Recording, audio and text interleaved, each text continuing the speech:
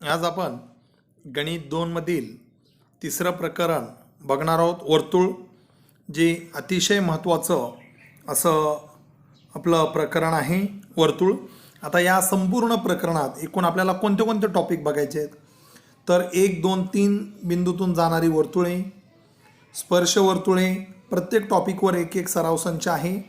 आंतरलिखित कोन म्हणजे काय, आंतरखंडित कंस म्हणजे काय, स्पर्शिका छेदिका कोनाचे प्रमेय, वृत्तछेदिका व स्पर्शिका, वर्तुळ कंस म्हणजे काय, चक्रीय चौकोन काय, जीवांच्या छेदनाचे प्रमेय, ह्या संपूर्ण ह्यातले बरेचसे टॉपिक इयत्ता 7वी 8वी पासून तुम्हाला वर्तुळ हा वर्तुळाचा गणितामध्ये भाग असतोच. वर्तुळाची व्याख्या तुम्हाला माहिती आहे, एका स्थिर बिंदूपासून हा केंद्रबिंदूपासून समान अंतरावर असणाऱ्या बिंदूंचा संच जो आहे त्याला आपण म्हणायचं वर्तुळ. वर्तुळाची व्याख्या आपण बघितलेली आहे. तर जो स्थिर बिंदू आहे कंपासच्या सहाय्याने आपल्याला माहिती आहे की वर्तुळ आपण कसं काढतो. एका केंद्रबिंदू घेतला, त्रिज्या घेतली, एक ठराविक अंतर घेतलं आणि तिथून समान अंतरावर जो बिंदूंचा संच आहे त्याला आपण वर्तुळ असं म्हणतो. मग आज आपण आता सराव 3.1ला बघण्याच्या अगोदर आपल्याला काय महत्त्वाचे टॉपिक आहेत ते बघणार आहोत.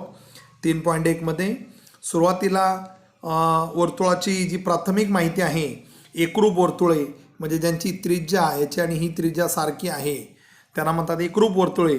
समकेंद्री वर्तुळे म्हणजे केंद्रबिंदू एकच आहे, त्रिज्या भिन्न आहेत. बघा, ह्याची त्रिज्या वेगळी, ही त्रिज्या वेगळी, ह्यांना म्हणायचं समकेंद्री वर्तुळे. छेदणारी वर्तुळे म्हणजे जी दोन एकमेकांना भिन्न बिंदू छेदतात, बघा ह्या दोन बिंदू छेदतात इथे, त्यांना म्हणायचं हा बिंदू इथे आणि इथे बघा छेदतात आहे, त्यामुळे यांना छेदणारी वर्तुळे असं म्हणायचं. पुढे आता आपल्याला माहिती आहे की केंद्रातून जीवेवर टाकलेला जो लंब आहे, केंद्रातून जीवेला काढलेला लंब जीवेला काय करतो, दुभागतो, जीवेला दुभागतो. हे आपल्याला ऑलरेडी माहिती आहे, आपण बघितलेलं आहे. जर डीचं जे माप आहे पूर्ण 16 असेल तर CF जो आहे तर तो किती काढायचा असेल, व्यास किती आहे 20 आहे तर त्रिज्या किती येणार 10 आणि हा दुभागतो DE 10 आहे तर हा किती येणार आहे 16 आहे तर हा येणार आहे 8 आणि मग पायथागोरस वापरून तुम्ही CF काढू शकता.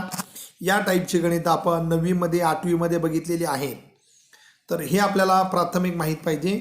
समजा पुन्हा एकदा बघा, डीचं माप जर 16 आहे तर DF जो आहे तो निम्मा येणार 8 आणि व्यास जर 20 आहे तर त्रिज्या येणार 10 आणि हा याला लंब आहे.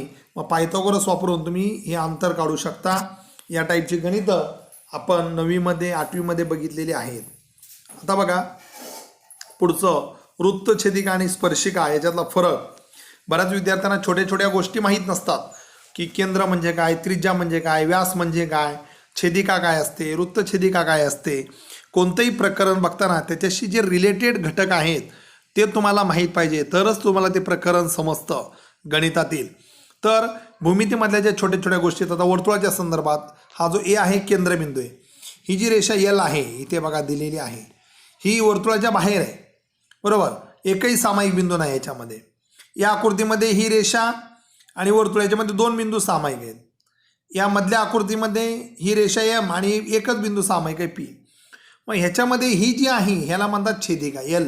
ही जी रेषा आहे ही रेषा एकाच बिंदू तिथे सामायिक आहे. यांच्यामध्ये रेषा M व वर्तुळामध्ये P हा एकच बिंदू सामायिक आहे. M ही वर्तुळाची स्पर्शिका आहे आणि P हा काय असतो मग स्पर्शबिंदू असतो. आणि हे जी तिसरी आकृती आहे, या तिसऱ्या आकृतीमध्ये Q व R हे 2 बिंदू सामायिक आहेत. ज्यावेळी 2 बिंदू सामायिक असतात त्यावेळी ती वृत्तछेदिका रेषा N ही या C केंद्र असलेल्या वर्तुळाची वृत्तछेदिका आहे असं आपण म्हणतो. मग आता तुम्हाला स्पर्शिका आणि छेदिकातला फरक कळलेला असेलच. त्यानंतर स्पर्शिका त्रिज्या प्रमेय तुम्हाला हा परीक्षेला विचारला जाणार नाही, परंतु गणित सोडवताना उपयोगात येतो. वर्तुळाच्या कोणत्याही बिंदूतून जाणारी स्पर्शिका तो बिंदू केंद्राशी जोडणाऱ्या त्रिज्येला लंब असते. म्हणजेच याच्यामध्ये जर बघितलं तर या आकृतीमध्ये बघा, रेषा L जी आहे, L इथे A बिंदू स्पर्श करते आणि ह्या स्पर्श बिंदूतून जी आपण त्रिज्या काढणार होतो वर्तुळ केंद्राच्या इथून, ती स्पर्शिका या वर्तुळ केंद्रातून जाणाऱ्या त्रिज्येला लंब असते. म्हणजे हा जो कोन आहे हा नेहमी इथे 90 अंशाचा हा जो कोन आहे हा आपला 90 अंशाचा कोन असणार आहे हा. म्हणून हा आपला प्रमेय आहे, स्पर्शिका त्रिज्या प्रमेय. या प्रमेयामध्ये वर्तुळाच्या कोणत्याही बिंदूतून जाणारी स्पर्शिका तो बिंदू केंद्राशी जोडणाऱ्या त्रिज्येला लंब असते. म्हणजे ही जी त्रिज्या आहे ही त्रिज्या या स्पर्शिकेला लंब असते, म्हणजे 90चा कोन करते. ह्याचा व्यत्यास काय आहे बघा. स्पर्शिका त्रिज्या प्रमेयाचा व्यत्यास की वर्तुळाच्या बाह्य टोकातून जाणारी आणि ही बाह्य टोकातून जाते आणि ह्या त्रिज्याला लंब असणारी रेषा दुसरी तिसरी काय नसून त्या वर्तुळाची काय असते, स्पर्शिका असते. याला म्हणजे स्पर्शिका त्रिज्या प्रमेयाचा व्यत्यास. तर हे सुद्धा पक्षसाध्य सिद्धता लक्षात ठेवायची गरज नाही, परीक्षेला विचारली जात नाही. मात्र हा जो प्रमेय आहे स्पर्शिका खंडाचे प्रमेय हा अतिशय महत्त्वाचा आहे. 3 मार्काला किंवा 2 मार्काला विचारला जातो. परंतु इथे पक्ष आणि साध्य लिहिलेलं नाही, ते तुम्हाला लिहायचं आहे. तर जे आकृतीत माहिती दिसते ती पक्ष असते, जे दाखवायचं आहे तो साध्य, आणि ते कसं दाखवणार याचं जे वर्णन आहे ती आहे सिद्धता. तुम्हाला एखाद्या ठिकाणी पोचायचं आहे तर त्या एखाद्या ठिकाणी पोचताना तुम्हाला जी माहिती आवश्यक आहे त्याला म्हणायचं पक्ष. म्हणजे जो आपल्याला समजा एखाद्या मला ठिकाणी जायचं आहे, मला समजा ठाण्याहून मुंबईला जायचं आहे, तर मुंबईला मला आपला कुठलं जायचं आहे, तर समजा आपल्या शाळेजवळ जायचं, तो शाळेचा पत्ता जो आहे तो आपला पक्ष. पत्ता म्हणजेच पक्ष. आता मला शाळेत पोचायचं आहे हे झालं त्याचं साध्य.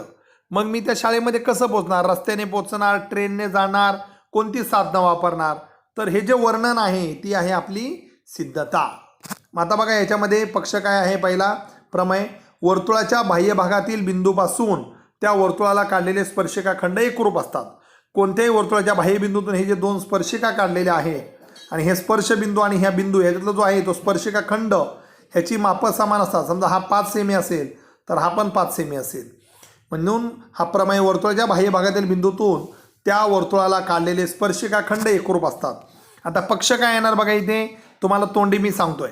पक्ष काय लिहिणार, सुरुवातीला इथे पक्ष लिहायचा की कुठल्या वर्तुळात चालू आहे की एक केंद्र असलेल्या वर्तुळात. एक केंद्र असलेल्या वर्तुळात डी या बाह्य बिंदूतून डी पी आणि डी क्यू हे स्पर्शिका खंड काढलेले आहेत. एवढंच पक्षामध्ये लिहायचं. साध्य काय येणार, साध्य हे बाजू येणार. बाजू डी पी एकरूप बाजू डी क्यू. म्हणजे साध्य बघा पक्ष झाला लिहून, मग साध्य तोंडी लिहायचं आहे. तुम्हाला माहिती आहे साध्य काय येणार, डी पी बरोबर डी क्यू. हे स्पर्शिका खंड एकरूप आहेत म्हणजे हे एकरूप दाखवायचे आहेत बरोबर. किंवा बाजू ह्याच्यापुढे रेख लिहिलं, बाजू लिहिलं तरी चालेल, किंवा डी पी बरोबर डी क्यू लिहिलं तरी चालेल. आता सिद्धता बघा, सिद्धता काय दिलेली आहे त्यांनी. आता ह्या 2 बाजू आपल्याला डी पी, या डी पी आणि डी क्यू एकरूप दाखवायचे आहेत. म्हणून हे 2 त्रिकोण आपल्याला एकरूप दाखवावे लागतील. तर 2 त्रिकोण एकरूप कसे दाखवायचे हे नवीन माहिती आपल्याला, कसोट्या. तर जर 2 त्रिकोण एकरूप असतील तरच त्याच्याशी संबंधित त्याचे सर्व घटक एकरूप होतात. म्हणून आता हे 2 त्रिकोण बघा त्यांनी दिलेले आहेत. त्रिकोण पी ए डी व त्रिकोण क्यू ए डी मध्ये बाजू पी ए एकरूप बाजू, इथे रिकामी जागा काय येणार बघा, पी ए एकरूप बाजू ए क्यू, बाजू ए क्यू इथे लिहायचा शब्द. पहिलं म्हणजे पहिली रिकामी जागा तुम्हाला मी इथे लिहून दाखवतोय. बाजू पी ए ही बघा, ही रिकामी जागा इथे लिहितोय. बाजू पी ए एकरूप बाजू ए क्यू. कारण येणार एकाच वर्तुळाच्या त्रिज्या, तुम्हाला माहिती आहे एकाच वर्तुळाच्या त्रिज्या सारख्या मापाच्या असतात. त्यानंतर दुसरा घटक येणार बाजू ए डी एकरूप बाजू ए डी. कारण ह्या दोन्ही त्रिकोणांमध्ये ही सामायिक बाजू आहे. मग इथे कारण हे दुसरं जे कारण आहे रिकामी जागा ही येणार सामायिक बाजू.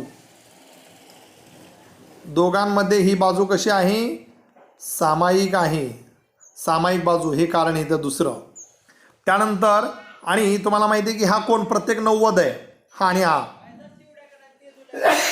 आणि हा कोण 90 असल्या कारणाने तुम्हाला माहिती आहे मग हा काटकोन त्रिकोण झाले. काटकोन त्रिकोणामध्ये 2च घटक एकरूप दाखवायचे असतात, एक बाजू आणि एक त्यांचा कर्ण.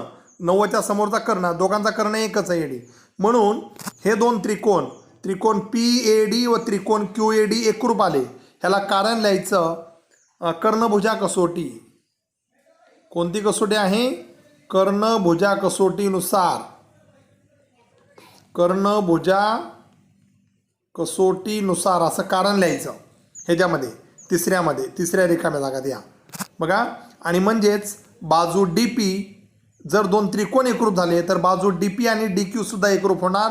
कारण लिहायचं एकरूप त्रिकोणाचे संगत बाजू, एकरूप त्रिकोणाच्या संगत बाजू किंवा संगत घटक लिहिलं तरी चालेल, संगत बाजू असं कारण लिहायचं. हे बघा पुन्हा एकदा तोंडी सांगतोय, हा तुम्हाला परीक्षेला न बघता लिहिता आला पाहिजे.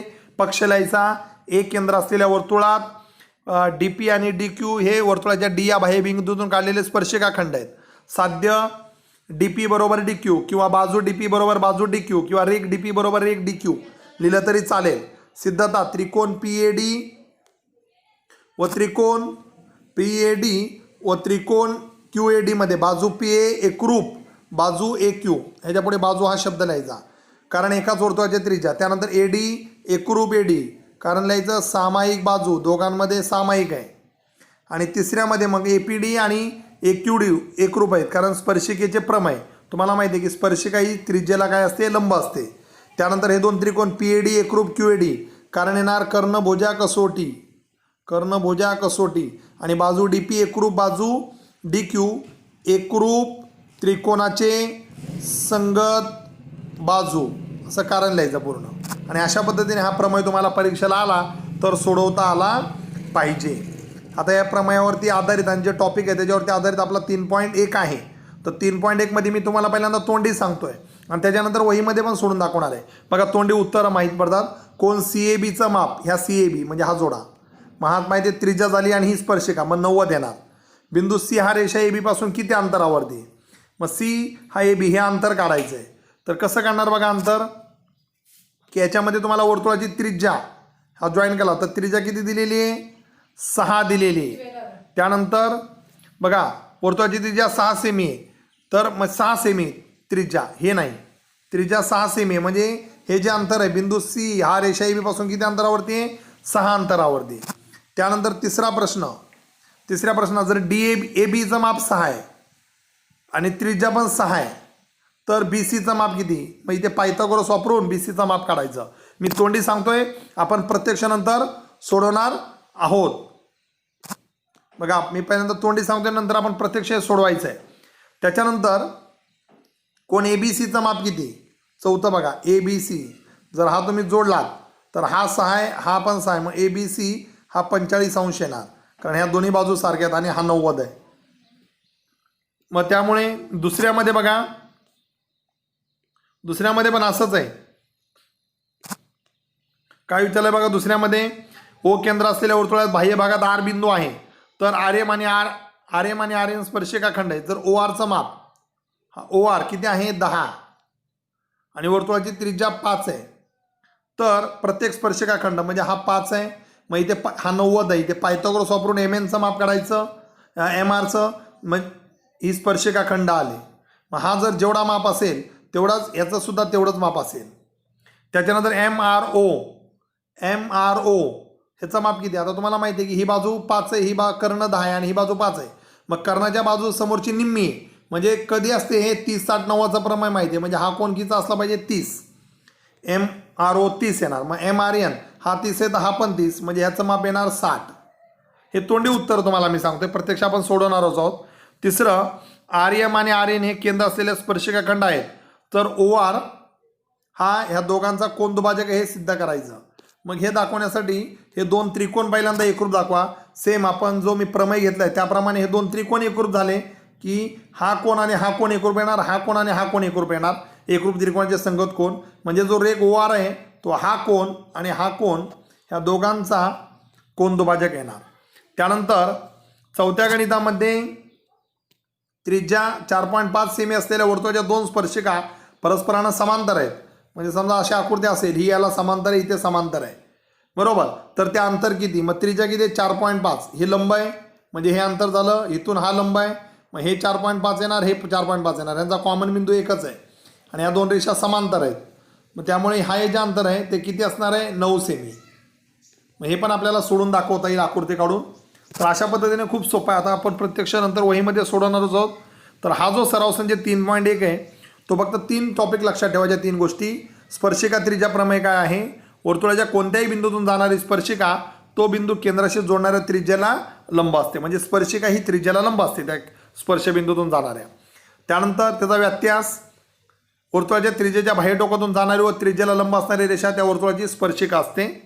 आणि तिसरा महत्त्वाचा, वर्तुळाच्या बाह्य भागातील बिंदूपासून त्या वर्तुळाला काढलेले स्पर्शिकाखंड एकरूप असतात. तर ह्या तिघांवरती तुमचा सराव संच 3.1 अवलंबून आहे. तो आपण आता लगेच सोडवणार आहोत. आता आपण सराव संच 3.1 वर जे सोडवण्यासाठी लागणारी माहिती बघितलेली आहे. आता आपण सराव संच 3.1 सोडवत आहोत. त्यातील पहिलं गणित बघा. एकूण तुम्हाला त्यामध्ये 4 प्रश्न विचारले. पहिल्याच गणितामध्ये दिलेली माहिती, केंद्र सी असलेल्या वर्तुळाची त्रिज्या 6 सेमी आहे आणि रेषा ए बी वर्तुळाला ए मध्ये स्पर्श करते, म्हणजे ही स्पर्शिका झाली. आता पहिला प्रश्न विचारलाय, कोण सी ए बीचं माप किती. आता बघा पहिल्याचं उत्तर, कोण सी ए बीचं माप 90 अंश आहे. ह्याचं कारण लिहायचं. त्याचं कारण काय आहे की कोण सी ए बी, म्हणजे जर तुम्ही हा जॉईंट केला इथे बघा, हा इथे हा जो कोण आहे तो 90 येईल, कारण स्पर्शिका ही त्रिज्याला काय असते, लंब असते. कारण येणार स्पर्शिका त्रिज्या प्रमेय. स्पर्शिका त्रिज्या प्रमेयानुसार हा जो कोण आहे तो 90 अंशाचा येणार आहे. त्याच्यानंतर दुसरा प्रश्न जो आहे त्याच्यामध्ये विचारलेला आहे, बिंदू सी हा रेषा ए बी पासून किती अंतरावरती आहे. मग सी बिंदू ए बी पासून, आता तुम्हाला माहिती आहे की सी ए हा ए बी ला काय आहे, लंब आहे. कारण स्पर्शिका त्रिज्या प्रमेय आपल्याला माहिती आहे, हा लंब आहे म्हणजेच हे अंतर आलं. मग हे लंब आहे, मग अंतर आल्याच्या नंतर मग सी ए बरोबर जो माप आहे तो किती येणार बघा. ही सी ए ही काय आहे, वर्तुळाची त्रिज्या आहे. मग सी ए हे जे माप आहे ते किती आहे बघा. तुम्हाला माहिती आहे की वर्तुळाची त्रिज्या 6 सेमी येणार. कारण सी ए ही काय येणार, त्रिज्या आहे. कारण त्याचं लिहिलंय बघा इथे, ही त्रिज्या असल्यामुळे याचं माप 6 सेमी येणार. म्हणजेच मग ह्याला बिंदू सी हा रेषा ए बी पासून 6 सेमी अंतरावर आहे. त्यानंतर तिसरा जो प्रश्न आहे, तिसऱ्या प्रश्नामध्ये ए बीचं माप 6 आहे. हा ए बी 6 आहे इथपर्यंत आणि हा पण 6 सेमी आहे. तर बी सी किती, डिस्टन्स बी सी, म्हणजे हे अंतर तुम्हाला काढायचं आहे, हे अंतर. मग आता बघा इकडे त्रिकोण सी ए बी मध्ये कोण सी ए बीचं माप 90 अंश आहे, म्हणून आपण इथे पायथागोरस वापरू शकतो.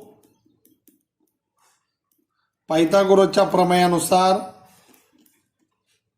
सीबीचा वर्ग किंवा बीसीचा जो वर्ग आहे तो आहे एसीचा वर्ग अधिक एबीचा वर्ग. आपण इकडे कॅल्क्युलेशन बाजूला करून दाखवूया. इथे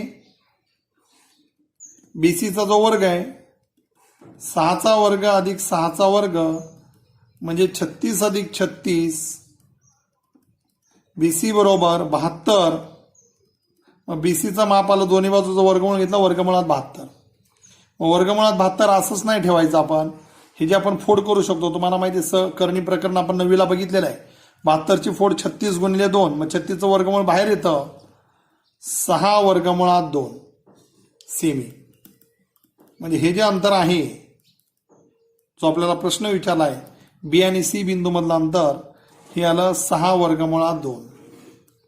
त्याच्यानंतर चौथा जो प्रश्न आहे बघा, इथे जागा नाही म्हणून मी इथे लिहितोय, एबीसी या कोणाचं माप किती असणार आहे.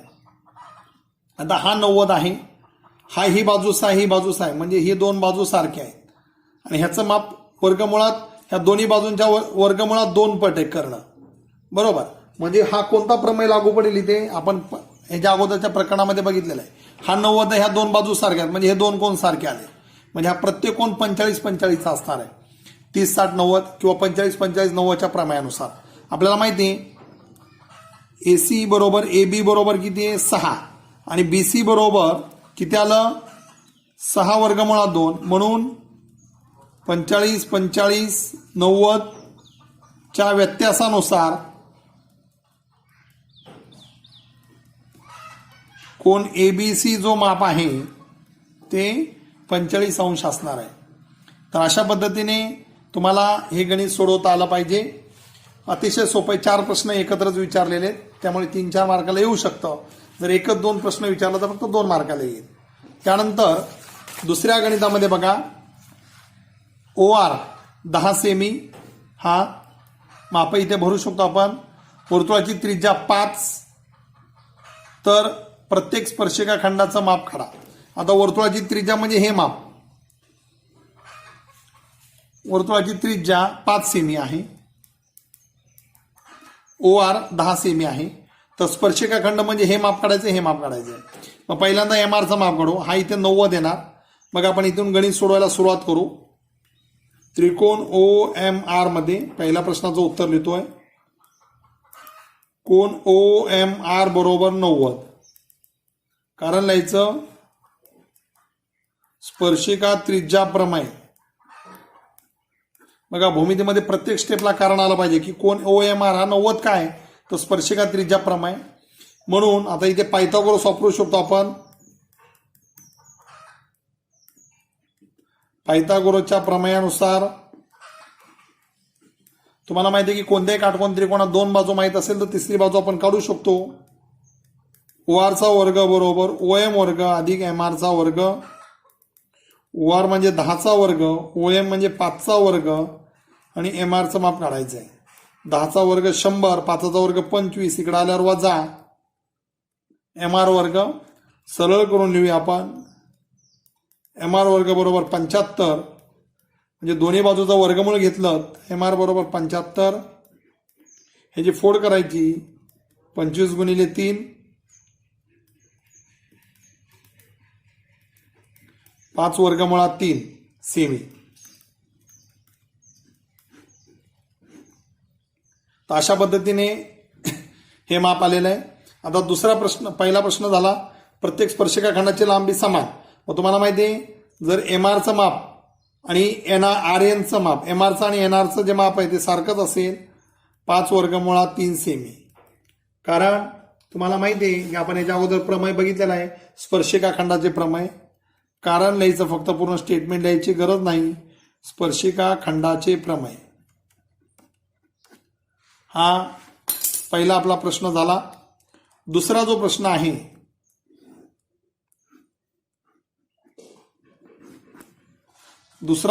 आहे त्या प्रश्नाचा बघा कोण MRO माप.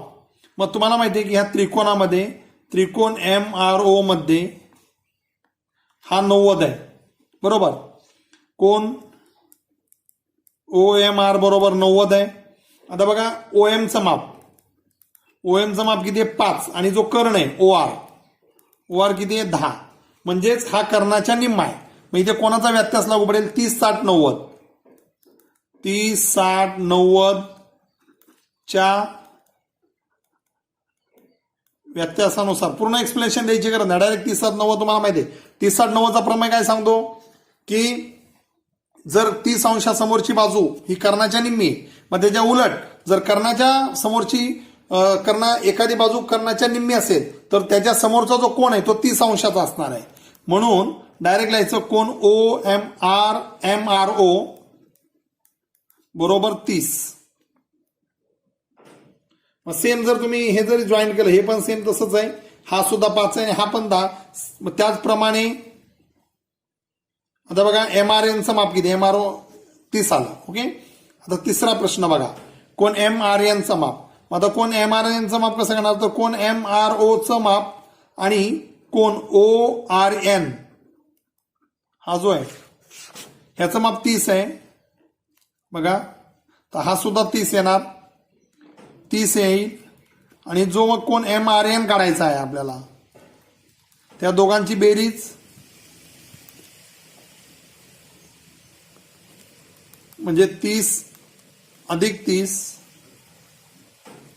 कोण MRNचं माप आलं 60 अंश. तर अशा पद्धतीने ही गणितं सोडवायची. काही कठीण नाही, फक्त पायथागोरस आणि गुणधर्म वापरायचे छोटे छोटे. आता हा जो आहे तिसरा ऍक्च्युली हा प्रमेय आहे. आपला जो स्पर्शिका खंडाचा प्रमेय आहे मी शिकवलाय सेम त्याचप्रमाणे तुम्हाला काय दिलंय, रेख आर्यम आणि आर्यन ओ केंद्र असलेल्या वर्तुळाचे स्पर्शिका खंड आहेत आणि तुम्हाला सिद्ध करायचंय की रेख ओ आर हा या कोणाचा दुभाजक आहे. तर याच्या अगोदर आपण हे सिद्ध सेम हेच दिली ती माहिती आपण आर्यम आणि आर्यन बरोबर दाखवलेले स्पर्शिका खंड एकरूप सेम तसंच दाखवायचं त्याच पद्धतीने लिहायचं. म्हणजे हे दोन त्रिकोण आपल्याला पहिल्यांदा एकरूप दाखवायचे. हे दोन त्रिकोण एकरूप दाखवल्याच्या नंतर ह्या उरलेले घटक एकरूप असतात. म्हणजे हा कोण आणि हा कोण एकरूप येणार, हा कोण आणि हा कोण एकरूप येणार. म्हणजे ही जो ओ आर जो आहे तो ह्या दोन्ही कोणांचा कोन दुभाजक घेईल. मग हे दोन त्रिकोण एकरूप कसे दाखवायचे हे आपण मी अगोदरच्याच व्हिडिओमध्ये तुम्हाला सुरुवातीला दाखवलेलं बघा स्पर्शिका खंडाचा प्रमेय त्याप्रमाणे सोडवायचं. सिद्धता आपली त्रिकोण ओ एम आर व त्रिकोण ओ एन आर मध्ये तुम्हाला माहिती आहे हे जे दोन्ही कोण आहेत कोण ओ एम आर आणि कोण ओ एन आर 90 असणार आहे. कारण स्पर्शिका त्रिज्या प्रमेय.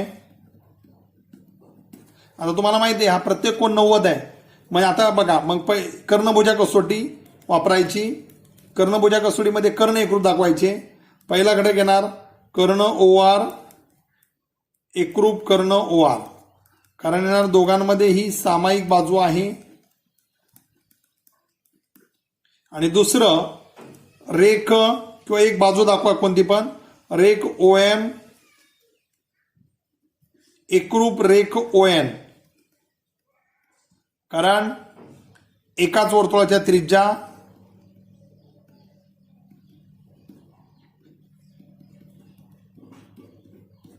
तर अशा पद्धतीने हे दोन घटक एकरूप झाले. म्हणजेच त्रिकोण ओ एम आर एकरूप त्रिकोण ओ एन आर. कर्णभुजा कसोटी म्हणजे दोन त्रिकोण एकरूप झाले की त्याचे उरलेले घटक एकरूप असतात. म्हणून कोण O M M O R एकरूप एम ओ आर एकरूप एन ओ आर. हे दोन कोण एकरूप आले. त्यानंतर हे दोन कोण एकरूप येणार कोण एम आर ओ एकरूप एन आर ओ. ह्या दोघांना एकच कारण लिहायचं एकरूप त्रिकोणाचे संगत कोण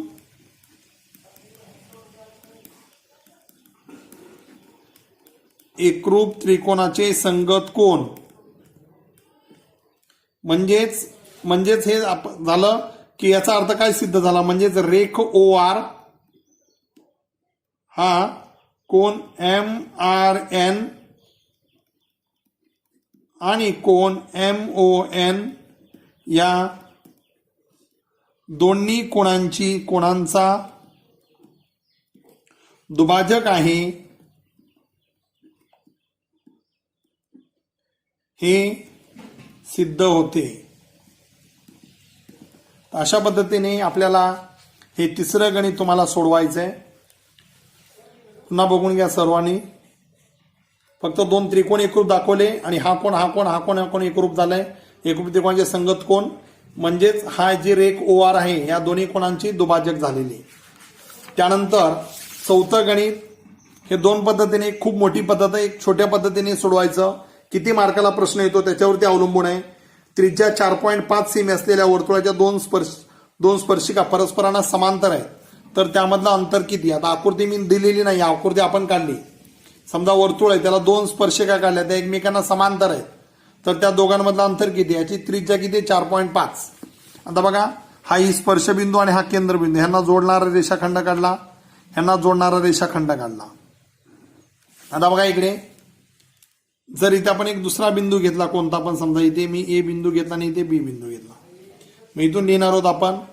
आपल्याला माहिती आहे की दिलेल्या आकृतीमध्ये हे शॉर्टकटमध्ये दाखवतोय मी किती अंतर येणार. कारण एक दुसरी पद्धत सुद्धा आहे. हे एका सरळ रेषेत बिंदू पहिल्यांदा दाखवावे लागतील तुम्हाला. तर याच्यामध्ये बघा ही त्रिज्या 4.5 आहे. ही त्रिज्या 4.5 आहे. मग आपण इथे लिहू शकतो कोण ओ क्यू बी याचं जे माप आहे ते 90 आहे. कारण स्पर्शिका त्रिज्या प्रमेय. त्याचप्रमाणे ओ पी ए याचं माप सुद्धा 90 आहे. स्पर्शिका त्रिज्या प्रमेय आणि मग आणि या दोन रेषा की रेषा एल समांतर रेषा एम, ओ बिंदू दोघांमध्ये सामायिक हा इथे 90चा कोण तयार करतो, 90चा कोण, मग हे जे अंतर आहे आणि P dash Q dash P dash O dash हे एका सरळ रेषेत आहे, हे आपण डायरेक्ट लिहिलं. मग याचा अर्थ जे पी क्यू जे आहे अंतर ते कशाला असणार आहे, ओपी अधिक ओ क्यू म्हणजे 4.5 अधिक 4.5 म्हणजे पी क्यूचं जे अंतर आहे ते आलं 9 सेमी. म्हणजेच त्या स्पर्शिकांमधील अंतर बरोबर हे आलं 9 सेमी. ही जर कमी मार्काला आलं तर ही सिद्धता आहे आणि जास्त मार्काला आलं तर मग वेगळ्या पद्धतीने तुम्हाला सोडवा लागणार आहे. तर अशा पद्धतीने हा सराव संच आपला 3.1 जो आहे हा इथे संपतोय.